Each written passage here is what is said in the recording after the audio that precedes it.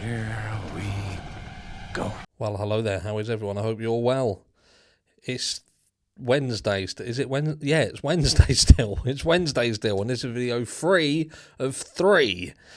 That's because we saved the best till last, because Kate Cassidy has finally spoken. Now, I'm sure that she's had loads of things to say, hasn't she? Things that we've not heard already. You know, the reason why she left Liam in Argentina.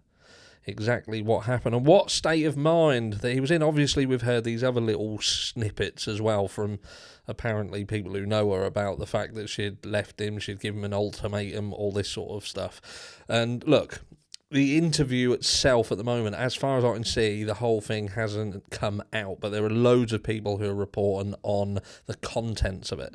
So let's just have a quick look at what's going on, and what we will do, we will reconvene perhaps tomorrow evening, and we will go over it full and proper once the dust has settled. But this is kind of the gist of it, right? So Liam Payne's girlfriend Kate Cassidy tearfully reveals why she left Argentina before his death. Can you guess why? We're going to get there. It says that she's opened up about their final days together in her first interview since his death. Of all people as well, went to the Sun. All people. At least it weren't TMZ. The former One Direction star died, we know that. Kate, 25, posted a devastating statement after the news of his death, saying her heart is shattered in ways she cannot put into words, and revealing that they had planned to marry in the next year. She has since begun to return to social media and has now given her first interview explaining why she left Buenos Aries to go back to their home in Miami, Florida, just 2 days before his death. Don't believe it was 2 days, I think it was 3 days. Love is so optimistic, and you just hope that everything will work out in the end. Obviously, if I could see into the future, I would never have left Argentina, she told The Sun. So I know what the question is going to be now. Well, if he was spiraling out of control, if there was something going on, why'd you leave? Stick a pin in it. The influencer explained she'd returned to the home to look after their rescue dog Nala, which is what we've always been led to believe in the first place. So nothing new there. Got some pictures. She said, we had a responsibility, not Liam, the dog. We had a responsibility, we had our dog. And obviously, I never, ever thought this event would occur, which is telling. When you think that Liam Payne seemingly completely spiraled into complete and utter chaos not 2 seconds after she'd left, obtaining special ladies to come and give him an MOT in service. It was a tragic accident, and no, I never did think he might die young. But you know, we did have our own separate lives. Well, of course you did. He was funding yours at $35,000 a month. This wasn't the first time we had travelled separately. You travelled together. You left separately because you left him. I just never thought this would have happened, that it would turn out the way it did. What would turn out the way it did? I find this line here a little bit suspect. I never thought this would have happened, that it would turn out the way it did. What, you expected a different outcome? Then, again, it brings into question, why did Liam seemingly spiral so rapidly, so heavily in the aftermath of her leaving? She added, it still doesn't feel fully real for me that he's not here. I'm trying to be the best I can be, but I feel like my life has changed so much. Well, yeah, it has. It doesn't just feel that way, it has. Your partner is dead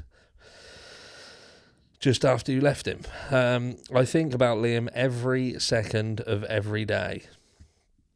And then we go down here. She went on to say she genuinely believed we were soulmates, calling Payne the most humble, charming, normal person you could ever hope to come across, and genuinely one of the best people I've ever met in my life. So good, so caring that you just couldn't hold out another 3 days. In fact, it was better to get home to the dog than to just see his visa process through, that was going to see him moving away from his son, his family, across the other side of the world to be with you.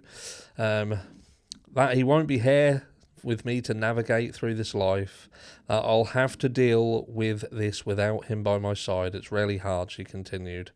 "You don't think about the worst possible thing that can happen." Recalling their final moments together, Kate said Payne was in such a good headspace.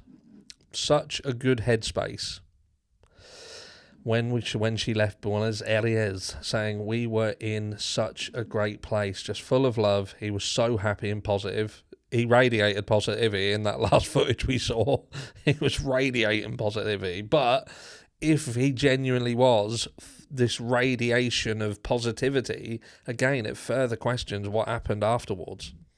And I just can't even believe the way things truly ended. It's genuinely insane to me how things can just be taken away from you so quickly in life. You never truly know what tomorrow will bring. You never know. And some more pictures. It says, paying tribute to Payne after his death, Kate wrote directly to him saying, "I wish you could see the huge impact you've had on the world, even as it feels so dark right now. You brought so much happiness and positivity to everyone, millions of fans, your friends, your family, and especially me. You're so incredibly loved." She added, "You are, because I can't say were, my best friend. The love of my life, and everyone you touched just felt as special as I did. Your energy was contagious, lighting up every room you walked into." In November, Payne's funeral took place in Buckinghamshire and was attended by Cheryl, the mother to his son Bear, as well as fellow One Direction stars Harry the Hairstyle, Zayn Malik, Niall Horan and Louis Tomlinson. The public prosecutor's office in Argentina is continuing to investigate the circumstances around Payne's death at the Casa Hotel. From what I can see at the moment, there hasn't been any mention from Kate, again, from what I've seen, this could change, regarding Rogelio Norris and the charges that have been brought. The thing is, what I see in like these, though, and they're all pretty much identical, is how she just says it's an accident, a tragic accident. It's like, here, look, it was a tragic accident. A tragic accident. You completely ignoring the events that led up to him having this tragic accident. I can't work it out. It was a tragedy, but it certainly weren't an accident, was it? It was the multiple people were facilitating him going on seemingly, or we're led to believe, some crazy ass bender that would lead to him shit carting off a balcony to his death. His room smashed up. He's apparently getting narcotics from people, and his manager, whatever he is also lying through his teeth, it would seem, because one minute he's saying that Payne was all right, she's saying that he was all right. She's now seemingly not questioning anything that's happened that we've been told has happened. And it's just something just don't sit right. It's just something don't sit right.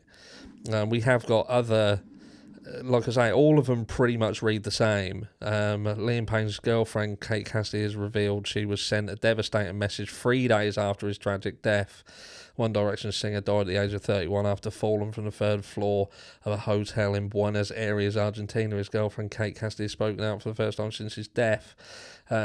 She says that she was sorting Halloween decorations at home and paid a man to fix their lights. He messaged her 3 days after Liam's death, asking if he had liked his Halloween surprise. But it was then that it hit her that Liam was not coming back. She burst into tears as she admitted she never thought something could happen to Liam, and revealed they lived their own separate lives. So yeah, there you go. Just goes on about the 444 tattoos, whatever. Was it candles or something? She goes on here, "I keep your note close even though you told me not to look at it. It said me and Kate to marry within a year, engaged and together forever, 444 Liam." This is when they done this manifestation period together, where they would write down things that they were hoping were going to happen in the future. We don't get to read hers. Don't know, maybe hers was that she would get a monthly increase from 35 to 45 maybe. The jury's out on her. I still feel uncomfortable, especially reading that she's basically said this was a tragic accident and seemingly ignoring every single thing that we've been told so far. But again, we'll let it settle, we'll let the dust settle, and we'll come back, we'll reconvene in the next few hours, and we'll see what has happened since then. Catch you all tomorrow.